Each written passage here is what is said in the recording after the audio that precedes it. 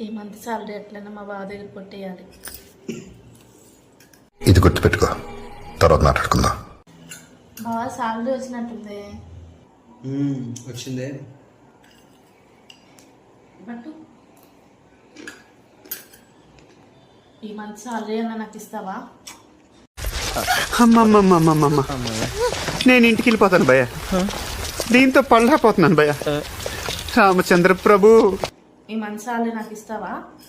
ప్రతి నెల అడుగుతున్నావు కదా, సరే ఇస్తా కానీ ఈ మంత్ శాలరీ కాదు, మరి నా అకౌంట్లో ఉన్న బ్యాలెన్స్ మొత్తం నీకు ఇచ్చేస్తా, కంగారు పడాలి. ఎంతనే చెప్పు బావా, షాపింగ్ ప్లాన్ చేసుకుంటా. రెంటు, పవర్ బిల్లు అన్నీ పోను, ఓ 30 రూపాయలు దాకా ఉంటాయి.